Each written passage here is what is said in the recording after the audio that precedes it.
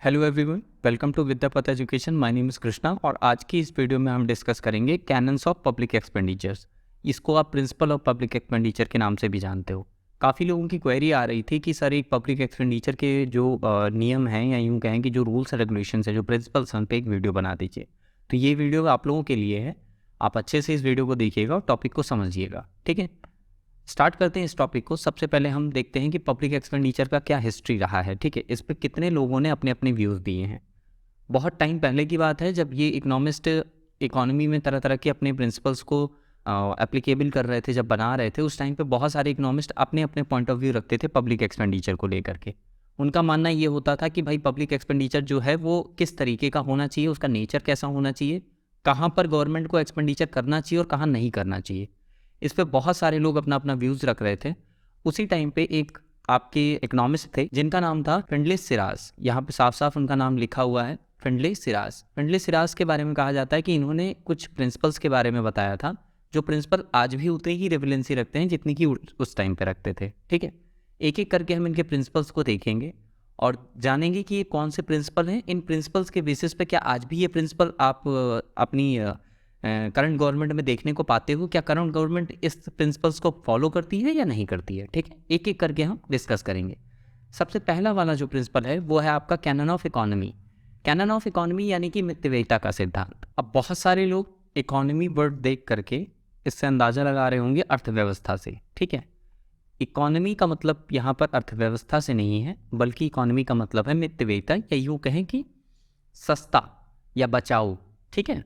जिसे आप बचाते हो, जैसे आपके सेविंग्स होती है, ठीक है। यहाँ से उसका कंटेक्स्ट इस तरीके से लेना है। मितव्ययिता का सिद्धांत ये कहता है, या कैनन ऑफ इकोनॉमी ये कहता है कि गवर्नमेंट को ऐसे अपने एक्सपेंडिचर्स को खर्चा करना चाहिए ताकि ज़्यादा से ज़्यादा उसके पैसे का यूटिलाइजेशन हो सके, पैसे की बर्बादी जो है वो बहुत कम हो। कई बार गवर्नमेंट ऐसे प्रोजेक्ट्स में पैसा लगा देती है जो प्रोजेक्ट्स कुछ साल बाद चल के बंद हो जाते हैं। तो फिंडले सिराज का ये कहना था कि ऐसे गवर्नमेंट ऐसे खर्चे करने से बचे। उनका कहना था कि गवर्नमेंट जब भी ऐसे खर्चे को करे तो अपनी प्रॉपर एक रिसर्च R&D डिपार्टमेंट की टीम बैठाए, जिससे ये पता चल सके कि ये जो खर्चा हम करने जा रहे हैं क्या ये उतना यूज़फुल है, क्या ये इसकी रिलेवेंसी फ्यूचर में भी बनी रहेगी, हम इस पे जो पैसा खर्चा कर रहे हैं वो बर्बाद तो नहीं जाएगा। क्योंकि अल्टीमेटली ये सारा पैसा आपसे आपके टैक्स के रूप में, आपसे टैक्स के रूप में लेती है गवर्नमेंट, और अगर ये पैसा बर्बाद होगा तो जो टैक्स पेयर्स हैं उन्हें काफ़ी ज़्यादा प्रॉब्लम होगी। कई बार देखा जाता है कि टैक्स पेयर टैक्स देने से बचते हैं, चोरी करते हैं। तो ये सारी अगर कंडीशंस आ रही है आपके सामने, फेस करनी पड़ रही है गवर्नमेंट को, तो गवर्नमेंट को इस बात का ध्यान रखना चाहिए कि उसके जो पैसे हैं वो सही तरीके से यूटिलाइज हो, ठीक है। इस प्रिंसिपल्स का सिंपल सा एक ही मतलब है। मैं सारे प्रिंसिपल्स आपको बहुत ईजी लैंग्वेज में, ठीक है, समझा रहा हूँ। आप उसकी मीनिंग, उसका कॉन्टेक्स्ट समझ लीजिए। आप अपने पेपर में उसको आराम से अपनी लैंग्वेज में, जैसे मैंने आपको यहाँ पर अपनी लैंग्वेज, बुक की लैंग्वेज नहीं यूज़ करनी है आपको, ठीक है। क्योंकि आप ग्रेजुएशन में पहुंच चुके हो। ग्रेजुएशन में अभी भी आप अगर बुक की लैंग्वेज लिखोगे, सामने वाले एग्जामिनर के पॉइंट ऑफ व्यू सीधा यही जाता है भाई कि आप एक, कहते हैं ना, करेक्टू तोता टाइप के हैं। आपको कुछ आता नहीं है, आपने बुक केवल रट रखी है और रटने से कुछ नहीं होगा। आपकी खुद की लैंग्वेज होनी चाहिए ताकि उसे ये लगे कि हाँ, एक बच्चे को इस चीज़ का नॉलेज है, वो समझ सकता है, ठीक है। तो फिंडले सिराज का इसका ये कहना था साफ साफ कि गवर्नमेंट को खर्चा करने से पहले ये ध्यान रखना चाहिए कि वो जो पैसा स्पेंड करने वाली है, वो पर्टिकुलर हेड जिस पे वो स्पेंड करेगी, क्या वो हेड उतनी रिलेवेंसी जितनी आज रख रहा है क्या फ्यूचर में भी रखेगा। कोई ऐसे प्रोजेक्ट में वो पैसा लगाने से गवर्नमेंट को बचना चाहिए जो आगे चल के, जिसकी जो यूज़फुल उतना नहीं रह पाएगा जितना आज है, या यूँ कहें कि बाद में वो किसी काम लायक नहीं होगा, वो फ्लॉप हो जाएगा प्रोजेक्ट। तो इस तरीके के खर्चों से बचना चाहिए, क्योंकि अल्टीमेटली ये पैसा आपके टैक्स से ही आपको मिलता है, ठीक है। अगले प्रिंसिपल्स पे देखते हैं। अगला प्रिंसिपल है आपका canon of benefit. Canon of benefit simple सा, वैसे तो इस प्रिंसिपल के बारे में कहा जाता है कि ये बहुत ही ज़्यादा रिलेवेंसी आज के टाइम पे नहीं रखता है बेनिफिट, क्योंकि कई बार कुछ इकोनॉमिस्ट इसको क्रिटिसाइज़ करते हैं। फिंडले सिराज को क्रिटिसाइज़ करते हुए इस पर ये आर्गूमेंट देते हैं कि बेनिफिट वर्ड यूज़ करना ठीक नहीं है, क्योंकि जो गवर्नमेंट होती है ये सोशल वेलफेयर के लिए काम करती है, ना कि बेनिफिट कमाने के लिए। बट फिंडले सिराज ये कह रहे हैं यहाँ पे कि यहाँ पर बेनिफिट का मतलब ये नहीं है। यहाँ पर बेनिफिट का अल्टीमेटली ये यूँ कह लें कि बेनिफिट सिनोनिम्स है सोशल वेलफेयर का, ठीक है। ये सोशल वेलफेयर का आपका एक सिनोनिम्स के तरीके से यूज किया है इन्होंने कहा है इस वाले सिद्धांत में कि जो गवर्नमेंट का एक्सपेंडिचर है उसको ऐसी जगह पे खर्चा करना चाहिए ताकि ज़्यादा से ज़्यादा सोशल वेलफेयर हो सके, ठीक है। सोशल वेलफेयर का मतलब जो भी पैसा गवर्नमेंट खर्चा कर रही है उससे सोसाइटी या यूँ कहें उसकी जो पब्लिक है या जनता है उसको पूरी तरीके से उसका यूटिलाइजेशन हो सके। अब अगर हम बात करें कि यूटिलाइजेशन होती कैसे है, तो अगर आपने इकोनॉमिक्स अच्छे से पढ़ी है तो मैंने आपको एक टॉपिक पढ़ाया था क्लास में भी, जिन बच्चों ने मेरे लेक्चर्स ले रखे हैं उन्हें पता होगा कि हम जब भी कोई चीज़ खरीदते हैं, ठीक है, इसको अच्छे से एग्जाम्पल में समझो, जब भी हम कोई चीज़ खरीदते हैं तो हम उसके लिए जो पैसा देना चाहते हैं वो कैसे देते हैं। कई बार लोग कहते हैं कि सर हम तो बस ऐसे ही खरीद लेते हैं मार्केट में। नहीं, आप कोई भी चीज़ खरीदते हो तो आप तब तक उसको पैसा नहीं देते हो जब तक आपको ये लगता है कि जो मेरी मनी की यूटिलिटी है, ठीक है, वो उस गुड्स की यूटिलिटी के बराबर है या फिर गुड्स की यूटिलिटी मनी से ज़्यादा हो। आप यही तो कंडीशन है जिसमें किसी भी गुड्स एंड सर्विसेज को खरीदते हो। जैसे सपोज करते हैं, मान लेते हैं कि आपने 1 रुपया खर्चा किया, ठीक है, कोई गुड्स है जो 1 रुपये का है, आप उसको 1 रुपया तब तक नहीं दोगे जब तक 1 रुपये की यूटिलिटी, मार्जिनल यूटिलिटी आपके गुड्स की मार्जिनल यूटिलिटी से बराबर नहीं होगी या फिर गुड्स की यूटिलिटी 1 रुपये से ज़्यादा नहीं होगी। या तो वो सामान आपको 1 रुपये से ज़्यादा संतुष्टि या सेटिस्फैक्शन दे सके या तो वो 1 रुपये के बराबर दे सके, तभी आप किसी गुड्स एंड सर्विसेज को परचेज करोगे। तो यहाँ पर सिंपली सिराज का ये कहना था कि जो भी पैसा गवर्नमेंट खर्चा करती है उस हर एक पैसे की जो वैल्यू है या उससे जो मिलने वाली यूटिलिटी है वो बराबर होनी चाहिए उस पर्टिकुलर प्रोजेक्ट पे या गुड्स पे, ठीक है, जिस पे भी वो खर्चा कर रही है, या तो उसके बराबर हो या उससे ज़्यादा होनी चाहिए। लेकिन किसकी यूटिलिटी, गुड्स या सर्विस या प्रोजेक्ट की यूटिलिटी उस पैसे से या तो ज़्यादा हो या उसके बराबर हो, ठीक है। पैसे की यूटिलिटी गुड्स से ज़्यादा नहीं होनी चाहिए, कंडीशन उल्टी हो जाएगी, ठीक है। नेक्स्ट वाले टॉपिक पे पढ़ते हैं, देखते हैं अगला क्या कह रहे हो। अगला कैनन ऑफ सैंक्शन। कई बार क्या होता है, आप लोग देखते होंगे बेफिजूल खर्ची। एक सिंपल सी आपको जो मैंने रियल लाइफ में देखा है और मैंने फेस किया है, मैं वो एग्जांपल आपको देके समझाता हूँ। कई बार आप देखते होंगे कि आपके मम्मी पापा आपको जब पैसे देते हैं तो कहते हैं बेटा बेफिजूल खर्ची मत करना। उनके साफ कहने का मतलब ये होता है कि आप किसी ऐसे हेड पे पैसा मत खर्चा करिएगा जिसकी कोई वैल्यू ना हो, जो आपने बस ऐसे ही अपने बस ध्यान में नहीं आया, दूसरों को देख करके आपने कर लिया, ठीक है। कई बार ऐसा होता है कि जब भी हमें पैसे लेने होते हैं अपने पापा से या मम्मी से, तो हम उसके लिए पैसा मांगते हैं कि मम्मी मेरे पास पैसे इतने रखे हैं, क्या मैं ये सामान खरीद लूँ, या मम्मी मुझे इतने पैसे दे दो, ठीक है। उस टाइम पे आप क्या कर रहे हो, आप अपने मम्मी पापा से पैसे को सैंक्शन करवा रहे हो, पास करवा रहे हो, स्वीकृति ले रहे हो, उस पर उनकी एक्सेप्टेंस ले रहे हो कि हाँ पापा क्या मैं इस हेड पे ये पैसा खर्चा कर दूं। तो पापा बोलते हैं हाँ बेटा ठीक कर दो। अगर वो मना कर देते हैं तो आप रुक जाते हो। ऐसे ही फ्रेंडली सिराज का सिंपल सा ये कहना था कि गवर्नमेंट को पैसे को ऐसे खर्चा करना चाहिए कि जब तक उसकी प्रॉपर अथॉरिटी ना हो, या यूँ कहें कि लेजिस्लेचर, सिंपल सा यहाँ पे मैंने एक वर्ड यूज़ किया है कि लेजिस्लेचर जब तक उसको यूज़ करने के लिए ना बोले कि हाँ इस पे इसके लिए इशू किया गया है पैसा, इस पे इशू हो गया है तो इस पे यूज़ होना चाहिए। कई बार आपने गवर्नमेंट के पैसों में आप कहते हो ना कि बड़ा धांधली हो रही है, बड़ी भ्रष्टाचारी है, ठीक है, करप्शन बहुत ज़्यादा है। कैसे है, होता क्या है, लेजिस्लेचर या यूँ कहें कोई जो अथॉरिटी है वो पैसे को इशू करती है कि भैया फलाने एरिया में नाली बननी है या रोड बननी है, ठीक है। कई बार आप देखते हो कि वो रोड जिस स्टैंडर्ड की बननी होती है वो स्टैंडर्ड की बनती नहीं है। और कई बार सरकारी कर्मचारी क्या करते हैं कि उनको ये पता चलता है कि फला एरिया में रोड बननी है जिसके लिए पैसे का सैंक्शन होने वाला है, तो वो कई प्रोजेक्ट जो छोटे मोटे होते हैं उसको उसी प्रोजेक्ट की फाइल में डाल करके सिग्नेचर करा करके और उस प्रोजेक्ट के लिए भी पैसा इशू करवा लेते हैं। तो इस बात का फ्रेंडली सिराज कहते हैं कि ध्यान रखना चाहिए कि कोई भी गवर्नमेंट अथॉरिटी अगर पैसे को खर्चा कर रही है तो उस पैसे का सबसे पहले आपके पास एक्सेप्टेंस होनी चाहिए, आपके पास उस पैसे को सैंक्शन कराना चाहिए पहले आपको, ताकि गवर्नमेंट के पास एक रिकॉर्ड पहुंच सके कि भाई कहाँ मेरा पैसा खर्चा हुआ है और उस रिकॉर्ड का प्रॉपर फाइल रह सके गवर्नमेंट के पास। बात समझ में आ रही है? सैंक्शन का मतलब हर चीज़ की एक जानकारी होनी चाहिए, क्योंकि कोई भी पैसा बेफिजूल अगर खर्चा हो रहा है तो वो अल्टीमेटली गवर्नमेंट का नहीं है बल्कि पब्लिक का ही पैसा है, ठीक है। बात समझ में आ गई? अगला अब हम देख रहे हैं canon of surplus. Canon of surplus simply ये कहता है कि गवर्नमेंट को पैसे को ऐसे खर्चा करना है कि उसकी जो एक्सपेंडिचर है वो उसके रेवेन्यू से हमेशा कम रहे। अब बात को ध्यान से समझिएगा, सिराज को इस बात पे कई इकोनॉमिस्ट ने घेर लिया। कई जो यूँ कह सकते हैं कि एजुकेशनिस्ट थे जो इस पर्टिकुलर टॉपिक पे अपना रिसर्च कर रहे थे, उन्होंने इस बात पे सिराज को घेर लिया कि अब बताइए आप जो ये बात बोल रहे हो कि सरप्लस, भाई सरप्लस का क्या मतलब है? अगर आप सोशल वेलफेयर पे काम कर रहे हो तो आप तो बेनिफिट को देख ही नहीं रहे हो। आप बेनिफिट देख करके तो सोशल वेलफेयर पे काम कर नहीं सकते, और गवर्नमेंट को तो ऑलवेज घाटा तो उठाना ही पड़ेगा, क्योंकि भाई वो तो सोशल वेलफेयर के लिए काम कर रही है, रिटर्न में तो उसको कुछ मिलना नहीं है। तो ये कैसे हो सकता है? हाँ, यहाँ पर फिंडले सिराज, चूँकि जिस टाइम पर उन्होंने ये कॉन्सेप्ट दिए थे तो उनके माइंड में वो चीज़ें थी। कई बार मैं आपको लेक्चर्स लेता हूँ क्लास में, तो मैं बताता हूँ कि कभी भी कोई भी पर्सन, कोई भी इकोनॉमिस्ट, कोई भी स्कॉलर जब भी कोई बात कहता है तो वो अपने करंट टाइम पीरियड के, अपने जो उसका जो कंटेम्प्रेरी टाइम पीरियड चल रहा होता है उसके आसपास की चीज़ों को देख करके करता है। कई बार क्या होता है, आप ऐसे आज के टाइम पे हम अगर आपको ऐसे लिखने की बात करें, ठीक है, आपको हम कह दें कि किसी टेक्नोलॉजी पे आप ऐसे लिख के दिखाइए, ऐसे लिखते टाइम आप बहुत सारी टेक्नोलॉजीज़ के बारे में डिस्कस करेंगे। क्यों? क्योंकि वो आज करंट टाइम में हैं, ठीक है। लेकिन आज से ठीक 100 साल पहले, 150 साल पहले अगर मैं आपसे कहूँ तो आप कोई बता सकते थे कि सर हाइपरसोनिक मिसाइल होगी, ये होगा? ऐसा कुछ नहीं बता सकते। क्यों?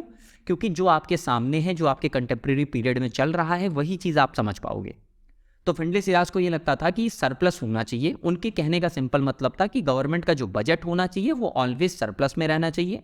क्योंकि फिंडले सिराज को लगता था कि जो सरप्लस का पैसा है वो गवर्नमेंट अदर हेड्स पे खर्चा करके सोशल बेनिफिट को मैक्सिमाइज कर सकती है।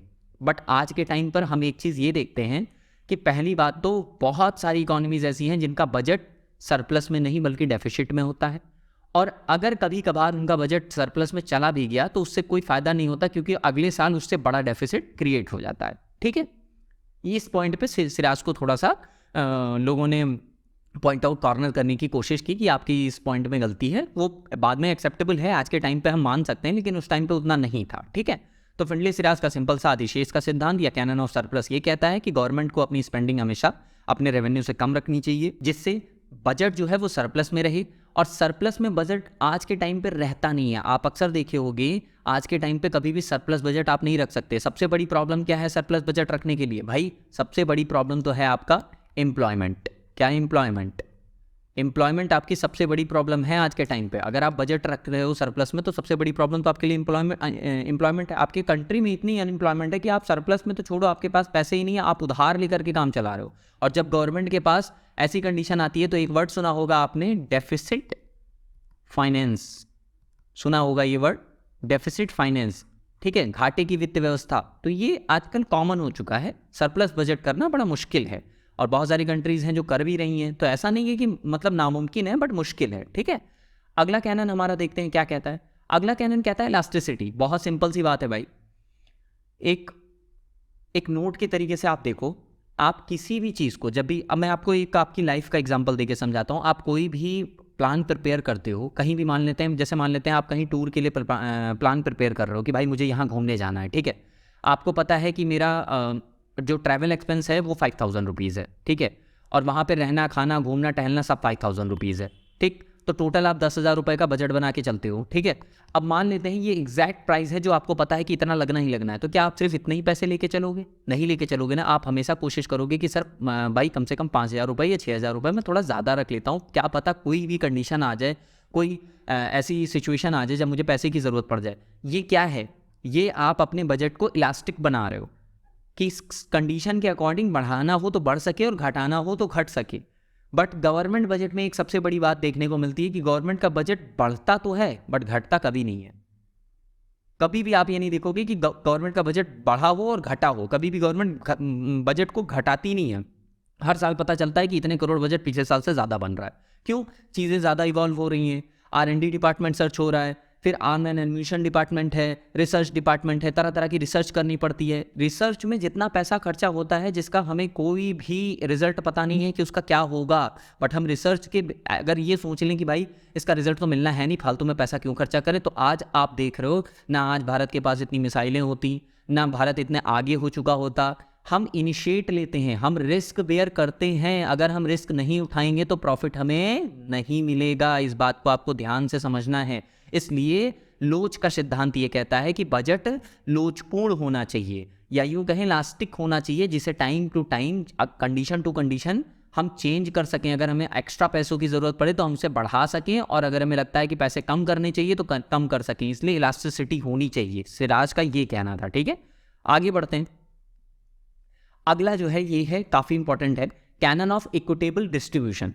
इसको मैं एक एग्जाम्पल तरीके से मैं आपको समझाता हूँ। देखिए गवर्नमेंट क्या होती है, पहले आप ये समझ लीजिए कि ये जो प्रिंसिपल है ये कहता क्या है। ये प्रिंसिपल ये कहता है कि पब्लिक को, पब्लिक का मतलब यहाँ पर गवर्नमेंट से है, पब्लिक अपना एक्सपेंडिचर इस तरीके से मेंटेन करे कि जो उसका एक्सपेंडिचर है वो डिफरेंट हेड्स पे हो सके। जैसे मान लेते हैं एजुकेशन, ठीक है, एजुकेशन हो गया आपका, हेल्थ हो गया, डिफेंस हो गया, ठीक है, फिर आपका हो गया आपका इंफ्रास्ट्रक्चर हो गया, ठीक है। तो ये गवर्नमेंट को क्या करना चाहिए, गवर्नमेंट को अपने पैसे को इस तरीके से खर्च करना चाहिए कि सारे हेड्स पे खर्चा अच्छे तरीके से हो। बराबर की बात मैं नहीं कर रहा, मैं कह रहा हूँ सारे हेड्स पे खर्चा होना चाहिए। अब उसका रीज़न बताता हूँ।